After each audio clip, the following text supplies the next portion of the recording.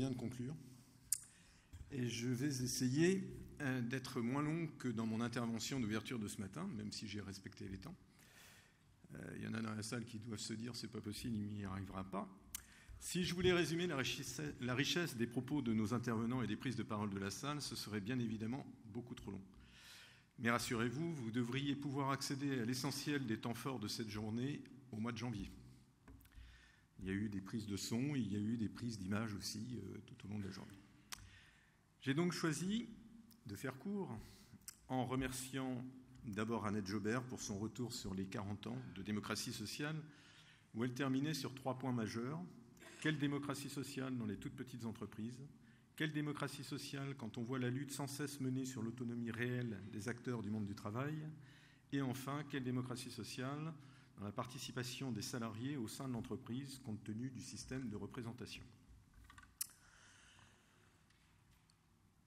Tous les chercheurs, animateurs, journalistes qui, au-delà de leur attachement, je les remercie aussi, qu'ils ont montré vis-à-vis de l'IRES, ont contribué à faire vivre cette journée, et notamment ce matin à travers les 2 tables rondes consacrées aux transformations du monde du travail et enjeux syndicaux.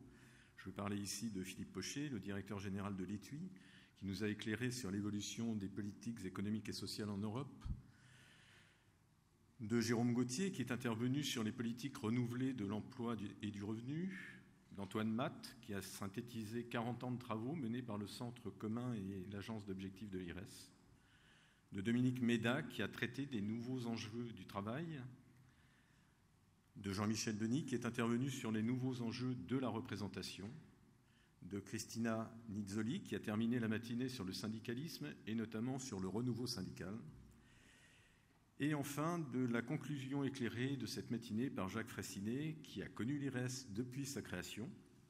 Je ne citerai pas tout ce qui a trait à ses anciennes responsabilités, j'en oublierai forcément. Je me contenterai de dire qu'il est toujours présent à l'IRES, que c'est un bien. Il y est toujours présent en tant que chercheur associé, bien sûr, mais c'est aussi l'histoire de l'IRES. Cet après-midi fut tout aussi riche avec Thierry Baudet, le président de cette noble institution qui nous a ouvert ses portes pour organiser cet événement et qui a rappelé que l'IRES avait des points communs dans ses fonctionnements et ses missions avec le CESE. On ne comparera pas les deux.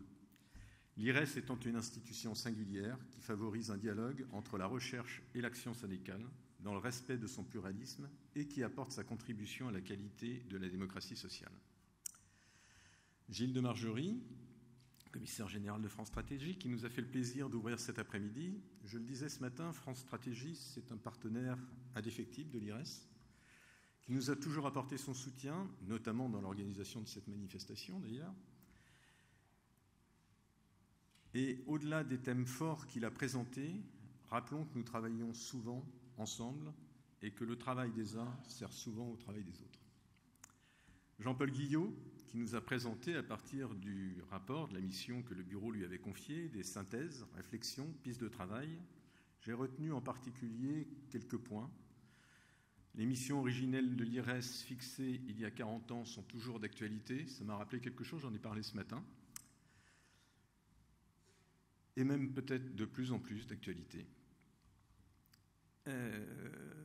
Les moyens qui ont diminué, alors que le rapport Dole, c'était l'un des points du rapport Dole qui n'avait pas été rempli. Il proposait qu'il y ait davantage de moyens d'allouer à l'IRES. Ça a été le contraire, puisque, effectivement, sur les 10 dernières années, on a perdu pratiquement 25% des moyens financiers. Et puis, on a perdu surtout énormément, il l'a dit aussi, de mise à disposition qui nous aidaient, qui sont importants. Les mises à disposition, bien sûr, il y a le côté financier que ça représente à partir du moment où ils sont mis à disposition gratuits. Mais il y a aussi tout l'apport, toute la richesse qu'ils peuvent apporter au niveau de l'IRES dans les réflexions. Donc on en a perdu 13, effectivement. Et il finissait avec 4 recommandations. Finaliser un programme des priorités, ce qui engendrerait une révision des moyens, qui aiderait peut-être à engendrer. Améliorer les articulations entre le Centre commun de recherche et l'Agence d'objectifs, on s'y emploie.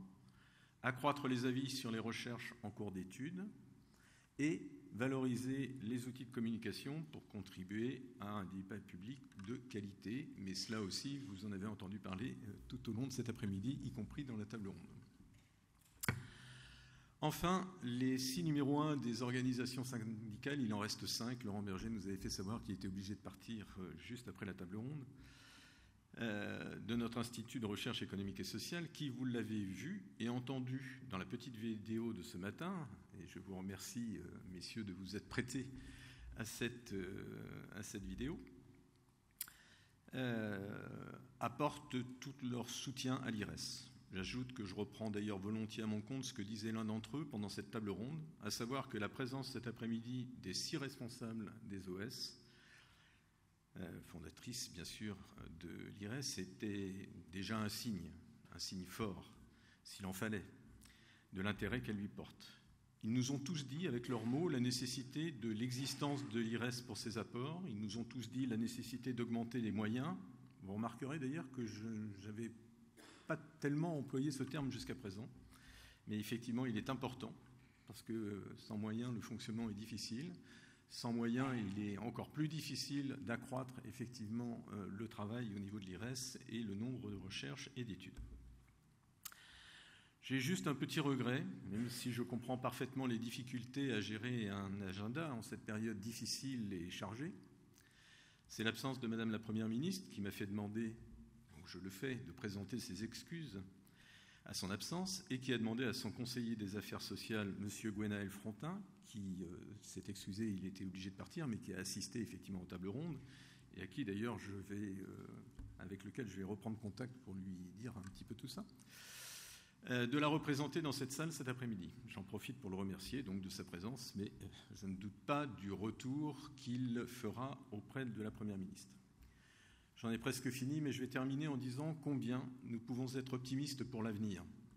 Lorsque je vois l'intérêt que suscite l'IRES au-delà des interventions des représentants des organisations syndicales et de tous ceux que j'ai déjà cités.